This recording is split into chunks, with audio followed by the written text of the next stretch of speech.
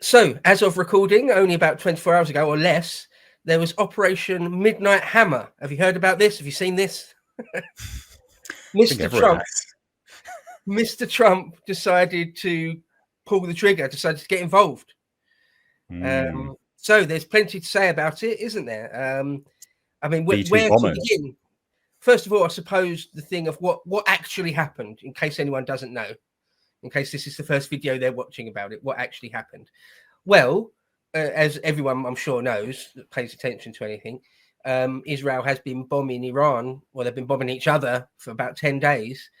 But a lot of the Iranian nuclear facilities, particularly uranium enrichment facilities, are buried deep under mountains. And everyone knows this. It's no secret for years. I wrote an article for Lotus Eaters like 3 years ago saying, well, it's all very well. I'm sure at some point Israel will send hundreds of fighter pilots, fast jets over to Iran and bomb stuff. And that's all well and good from their point of view, at least.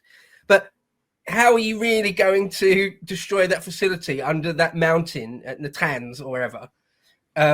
Well, the Americans have got that Moab, that mother of all bombs, or massive ordnance blast, whatever it is, a bunker buster, 30,000 pound bomb, like an insanely big bomb. I'm pretty sure it's like the biggest conventional bomb. You actually need a nuke before you get any bigger than that. Yeah, I think that is the case, isn't it? And that they can apparently, dig down into the ground. Not dig isn't technically the right word, but they can penetrate the ground for meters and meters and meters. Some say as much as like 200 feet. It can't be 200 meters, but still the facilities are sort of even deeper than that. But you could, with their precision guided these days, they truly are sort of precision guided. So you could drop one and then drop another one in the hole that just made, and so on.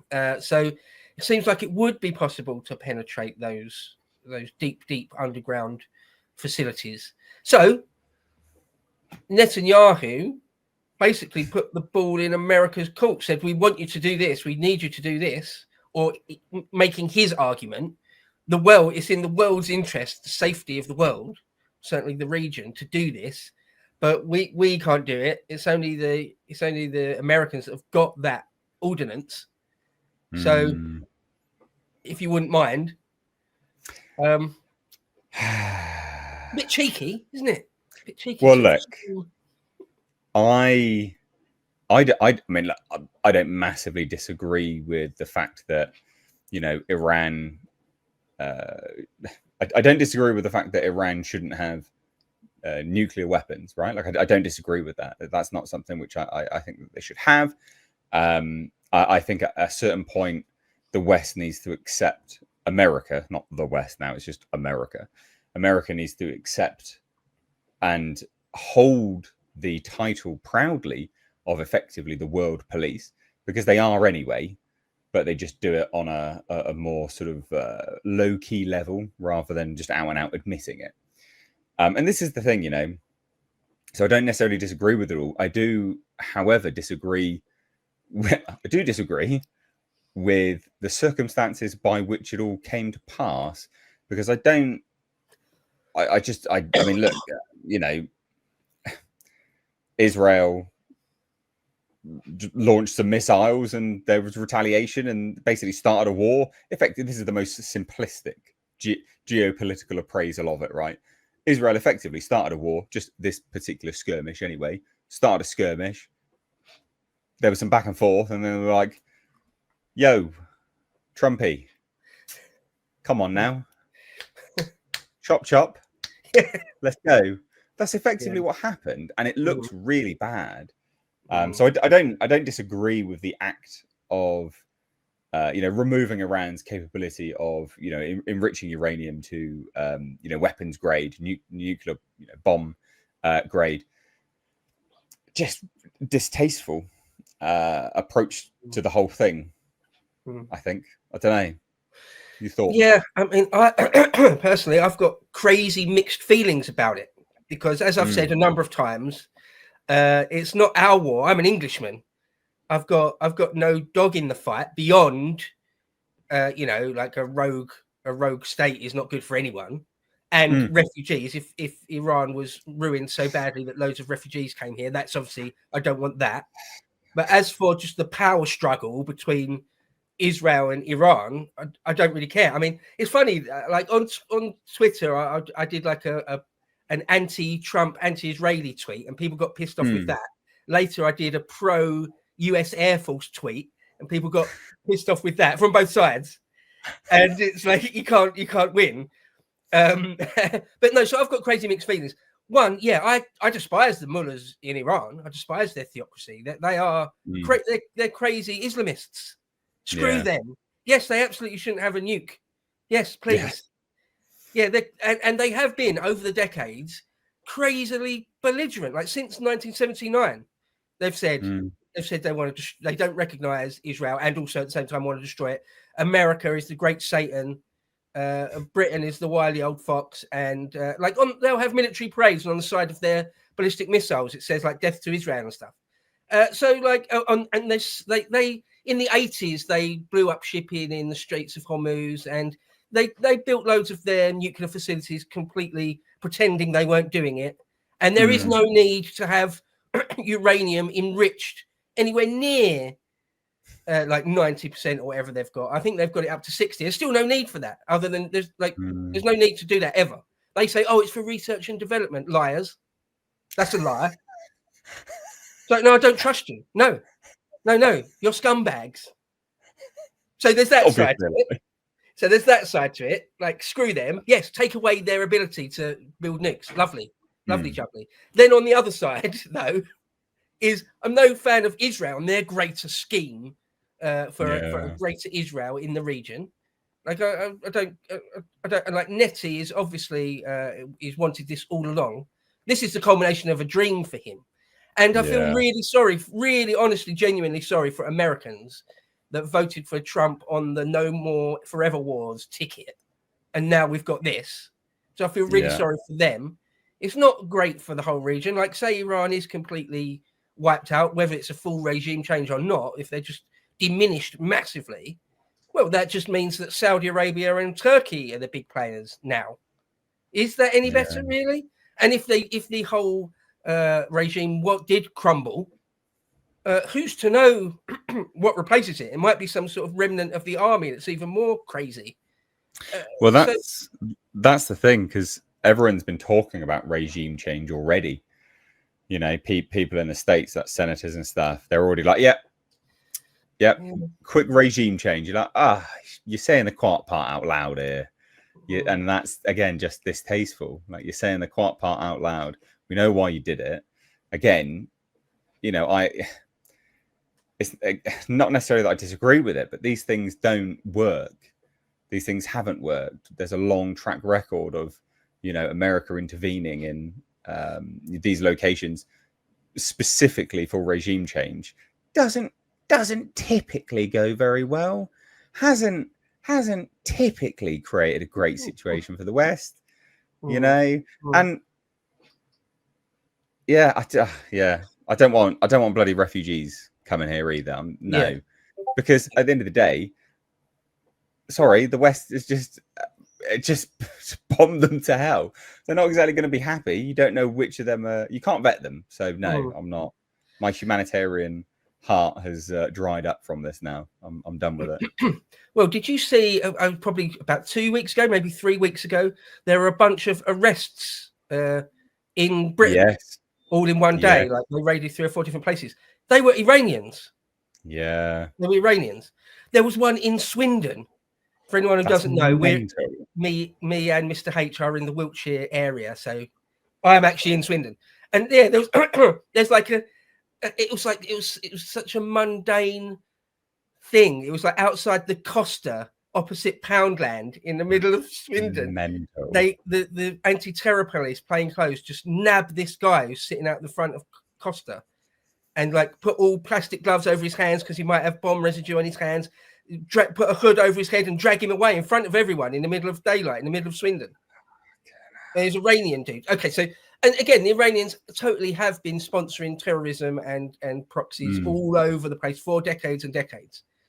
So again, on that level, I shan't shed a tear for the obliteration of the Iranian nuclear program. But on the other hand, for loads of reasons, it's really distasteful. Like, is Trump just Nettie's bitch, basically? Because, I mean, come on, it's a decent question to ask. So 10 days ago, when the Israelis started the full bombing campaign against Iran, the State Department and Marco Rubio came out like straight away and Trump straight away came out and said, we had nothing to do with this. We didn't know the Israelis were about to do this. This is absolutely nothing to do with us. And over the next few days, they held the line that if Israel want to do this, that's on them. We won't stop them. We can't stop them, but it's on them. And then suddenly, quite suddenly anyway, within 2-3 days of that, there's this question of Trump might do something. And then he came out with that, if you remember, he came out with that thing, I'll give him 2 weeks. And then this, and then this. So, which is 180 from when it first started 10 days ago, where they just said, whoa, this is nothing to do with us. Now suddenly it's everything to do with you. I don't see that there is no strategy in that as dialogue and rhetoric, right? And so what is immediately obvious in the fact that there is no strategy in that rhetoric, there's no thought, there's no tactics behind what he's saying, and that progressive, approach of flip-flopping here and there. No. That's some shit behind the scenes that have gone down and something's forced his hand. Like, that's what it says to me. Because you don't do that. Like, what a weird thing to go through. Like this, it's almost like the stages of grief. Oh, well, I'm sad, and then I'm happy, and then I'm deeply depressed, and blah blah blah. You're like, whoa, like that is some like bipolar right there. Very unusual. Someone on Twitter asked me just like 1 day ago or 2 days ago, saying, what do you think has prompted Trump to do this 180, to go from it's nothing to do with us to we may well bomb on your behalf? And I just posted a picture of Trump with the skull cap on at the Wailing Wall. You can find those pictures on Google Image. It'll be the first thing if you type in that. I just posted that and I said, well, I would have thought Bibi phoned him up and told him, you're doing this now. And not everyone was happy with that take, particularly. But I don't see what else really. What other evidence is there? Yeah. But, well, one thing, I was like, for example, I have seen, I watched a little bit of a video or someone reviewing a video of Michael Knowles, Michael Knowles. And he said, and quite like a lot of Americans said, well, I thought you said no more forever wars. Didn't he? And Trump would always, where's this coming from all of a sudden? Well, to be fair, Trump always said, which is a massive contradiction. Trump has always said, no more forever wars, but also Iran can never have a nuclear weapon. He has also, that is true that he has been saying that. He has. You can find clips of Trump saying that like 10 years ago. Fair enough. But they're a complete contradiction. But they were always doing that. That's not exactly, you can't sit there and be like, well, you can't suddenly act surprised and be like, well, Iran's got nuclear capabilities. It's like, yeah.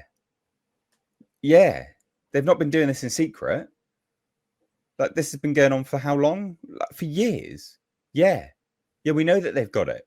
Like, so I agree that he did say all of that, but to suddenly be like, well, this is the last straw. What's the last straw? Yeah, what happened? Yeah, what is it? What's the straw that broke the camel's back to make you go, well, I'm just going to do this now? It's like, what? Why didn't you do it in your first term? They had the same stuff. Yeah. Like, what? Well, what happened was, in my opinion, I don't know, I've got no actual insight, is that Netanyahu rang him up and said that this is the window. If you're gonna, if ever you're going to like do this, it's now, really. Can you please do it for us? And Trump effectively just said, yeah. Well, I guess that's the excuse on the world stage, isn't it? It's, it's two birds with one stone. Trump has said this. He wants to do it anyway. How can he do it in a way that the world stage, geopolitically, I guess, can be accepting of it? It's a case of like, well, Israel's done this. They're now fighting.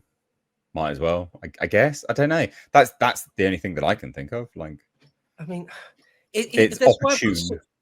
Sorry. It's opportune, I guess. Yeah. Right. That's why I've got such crazy mixed feelings about it personally. Even though I've got no dog in the fight, it's like screw those guys, the Iranians and their nuclear program. Yeah, screw them. Yeah, blow them to smithereens. But then on the other hand, I look at Israel and I look at Trump and I just think like, ugh, that's weird, isn't it? What a gross thing! Like, what a betrayal! Like, if I was genuinely of the because I watched an interesting thing with Steve Bannon at the weekend, and he is really he's like he's an American right-wing nationalist, really a patriot, and he's massively against forever wars. Yeah, and what he wants most of all, one of his big things is to make sure people don't forget that the real existential threat is China, and that the main thing America needs to do right now is deport 10 million people or more that Biden let in. That's top of the list, not bombing Iran. And I just agreed with everything he said, basically. Yeah. And so there's this the group of MAGA people, not just MAGA people, anyone that voted Trump, that did so on the promise that he's sort of an anti-war president, that this is exactly the sort of thing he would decline to do. They've been betrayed. I mean, they've sort of been betrayed. But then also, Iran shouldn't have a nuke. So yeah, it's a very complex, nuanced subject matter to have there is no clear-cut opinion either way, because and this is the thing, you know, people love to be tribal about these things, you know, these kind of geopolitical elements or situations anyway, you can't be blindly tribal to them, you know, like there is so much nuance either way on this entire situation. It's very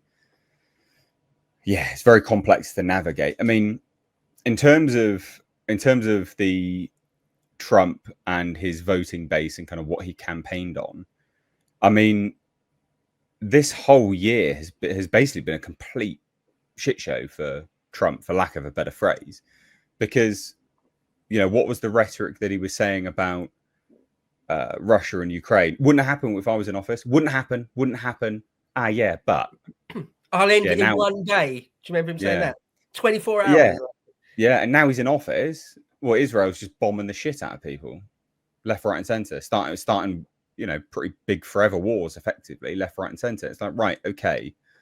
And again, not that I don't care, not that I disagree with them doing these things, but okay, but that reflects really badly on Donald Trump for saying, yeah, this wouldn't happen if I was in office. Well, it has happened now.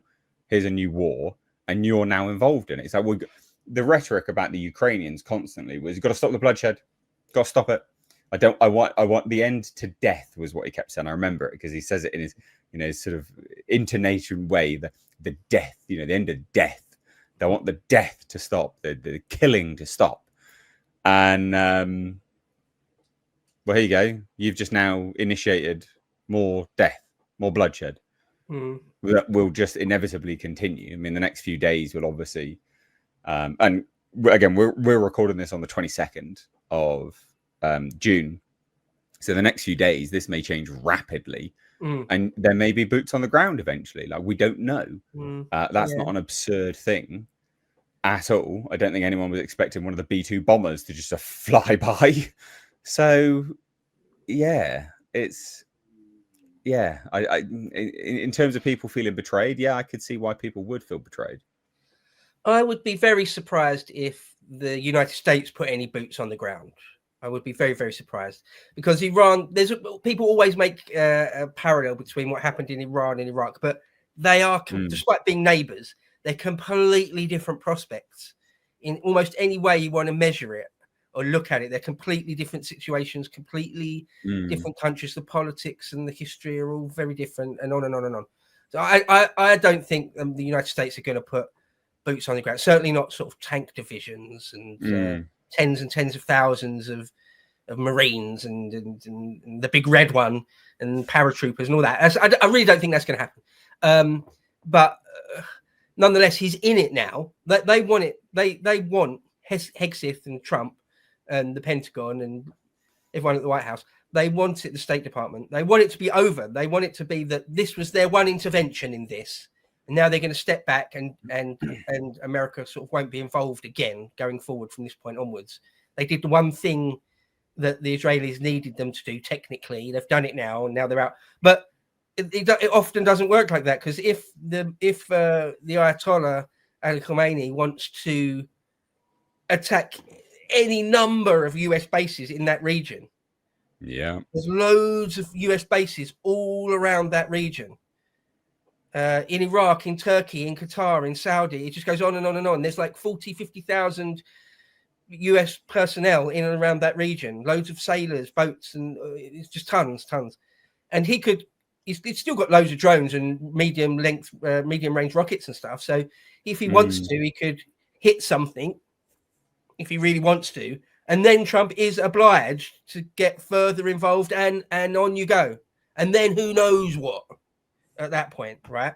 So whether Trump can prevent himself from, or the United States military behemoth from getting further involved we'll see. I'm sure things will change and escalate over the coming hours, let alone days.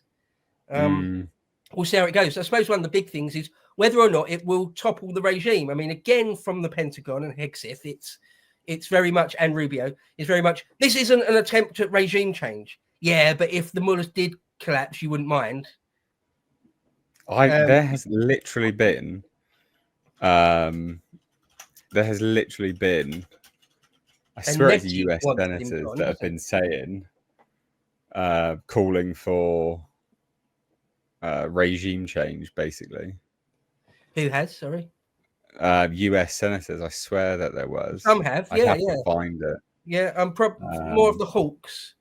Yeah, people like Ted Cruz, I would have thought, because it's the Israeli position that they would like to see Khomeini gone, isn't it? Yeah. That's their position. Yeah, I mean, Hegseth says, and quote, "And I think Tehran is certainly calculating the reality that planes flew from the middle of America and Missouri overnight, completely undetected, over 3 of their most highly sensitive sites, and we were able to destroy nuclear capabilities." Okay, yeah. So, So another quick word about regime change, before I just mentioned, where we talk about the realities of that mission, Midnight Hammer. Just to quickly say, then one of the big problems is if the regime in Tehran collapsed, i.e., we start hearing that all the main people, including the Ayatollah himself, are just hightailing it to Pakistan, to Afghanistan in Toyota pickups, and they're on the run. You know, that's what always happens, right? They're literally on the run.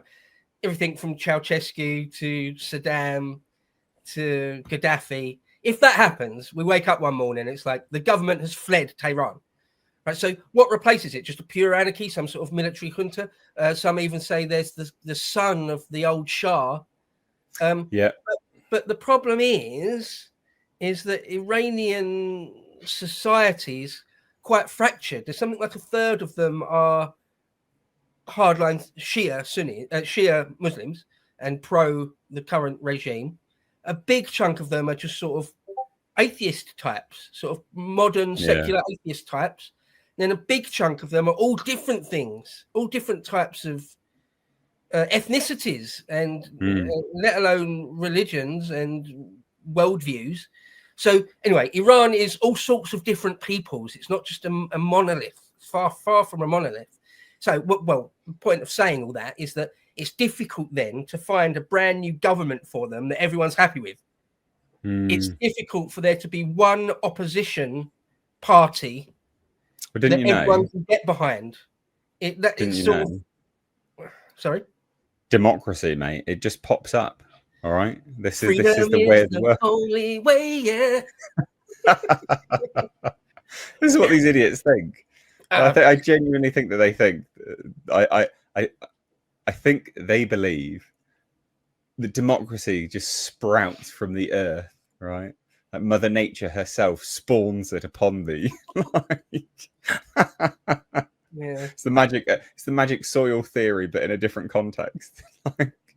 Not only can some random Arab suddenly become English, all right, the same way an Englishman can suddenly become Japanese if we just move there. But now, ladies and gentlemen, all right, the magic soil theory works democratically. When brutalist, awful regimes just get toppled, boom, democracy. It sprouts from the earth. You immediately get a really polite civil society that's into voting. And they'll drink tea. Yeah. I know, it's mad, isn't it? And it seems it does seem there has been no proper thought put into what next. No. So that is a worry, to say the very least. So the other thing then about the B2s, that was the other tweet I did. I'm a big fan of military and civil aviation. I've made a fair few bits of content all about the history of flight and the history of aeroplanes. I love fast jets. Like any little boy, really. I love fast jets. I love the B2 bomber. I love it's a bit of a weird word. It's an instrument of death.